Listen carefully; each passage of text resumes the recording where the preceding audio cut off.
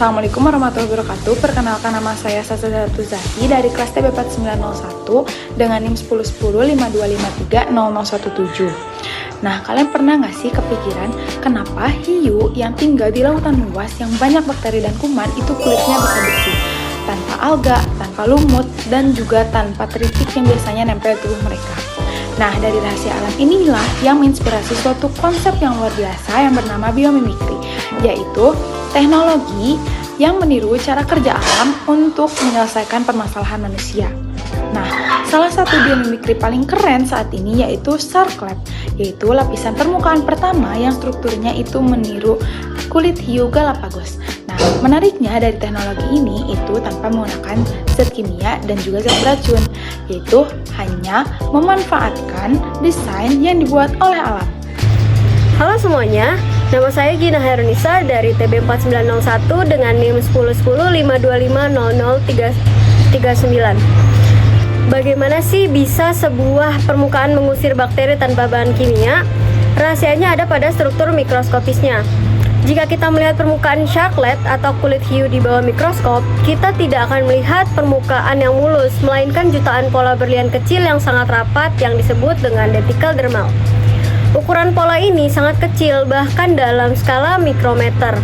Pola unik inilah yang dirancang sedemikian rupa untuk menciptakan medan permukaan yang tidak ramah bagi mikroorganisme. Bakteri membutuhkan permukaan yang stabil dan tenang untuk bisa menetap, membelah diri, dan membentuk koloni. Dengan adanya pola super rapat ini, bakteri tidak akan menemukan ruang yang nyaman untuk menempel. Perkenalkan, nama aku Widya Stuti Gaul dengan NIM 10105255065. Kalau kita analisis lebih dalam, kenapa struktur ini bisa bekerja, jadi ada 3 alasan ilmiahnya. Yang pertama itu, pola berlian yang rapat menciptakan energi permukaan yang rendah. Semakin rendah energi permukaannya, semakin sulit si bakteri itu bisa menempel. Ini tuh merupakan hasil evolusi jutaan tahun pada kulit hiu. Yang kedua itu soal skala. Dentikel itu berukuran 100-500 mikrometer, jauh lebih besar dari bakteri yang hanya 1-10 mikrometer. Tonjolan ini tuh gak bisa membunuh bakteri secara langsung, tapi menciptakan ketidakstabilan mekanik sehingga bakteri gagal mencengkram permukaan dan tidak bisa berkembang biak. Yang ketiga itu, penelitian Gabriel Smith dan kawan-kawan tahun 2021 membuktikan kerapatan dentikel itu berbeda di tiap bagian tubuh hiu sesuai fungsinya. Bagian paling rawan kontaminasi punya dentikel paling rapat. Alam itu sudah mengoptimasi ini secara sangat spesifik. Jadi intinya itu sharklet itu tidak sekadar meniru tampilan kulit hiu, tapi meniru prinsip fisikanya. Secara sederhana, sharklet itu bekerja secara mekanik, bukan kimiawi. Bayangkan kalian itu mencoba mendirikan tenda di atas tumpukan batu yang tajam dan rapat. Pasti sangat sulit dan tidak akan bisa berdiri, kan? Nah, itulah yang dirasakan oleh bakteri saat mereka itu mencoba hinggap di lapisan ini.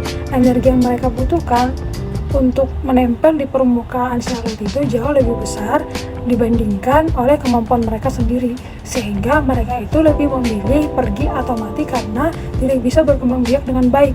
Nah, keunggulan utama dari metode fisik ini adalah mencegah terjadinya resistensi bakteri. Jika kita menggunakan sabun kimia atau antiseptik secara terus-menerus, nah bakteri itu lama-kelamaan bisa bermutasi menjadi superbug yang kebal. Tapi dengan sharklet ini, bakteri itu tidak akan bisa bermutasi melawan struktur fisik, sehingga jauh lebih aman dan ramah lingkungan. Perkenalkan, nama saya Kirana Lakarim Hito dengan NIM 10105255021 dari kelas TB 4901. Nah, selanjutnya saya akan menjelaskan tentang kelebihannya. Jadi, kelebihannya ini, teknologi ini sudah inspirasi dari alam. Dan yang kedua, mencegah penempelan bakteri.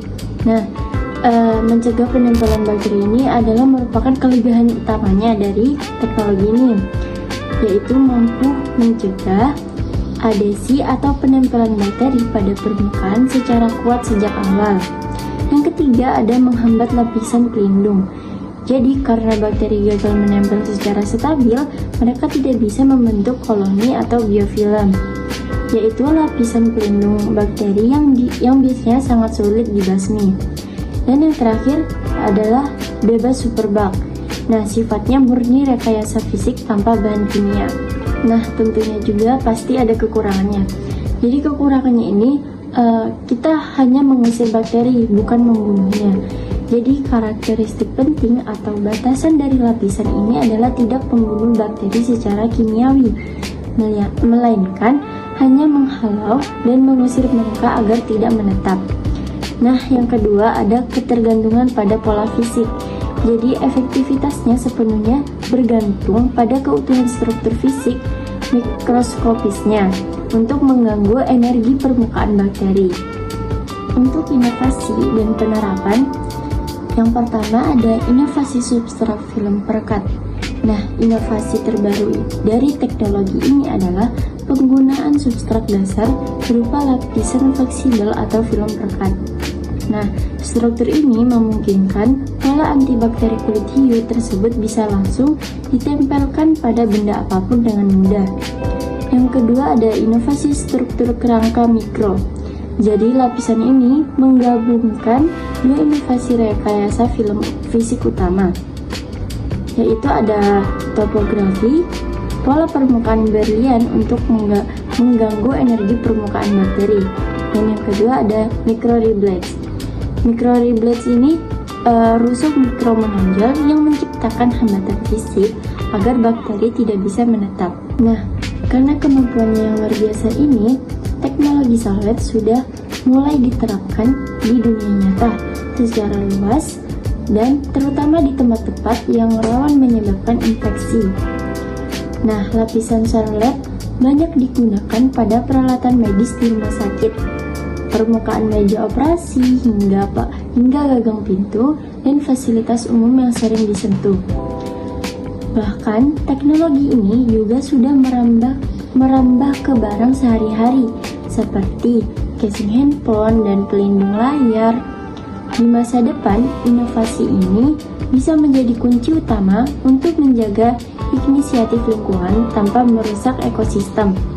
Kesimpulannya, alam sebenarnya sudah menyediakan semua solusi yang kita butuhkan. Tugas kita adalah belajar dan menerapkannya dengan bijak.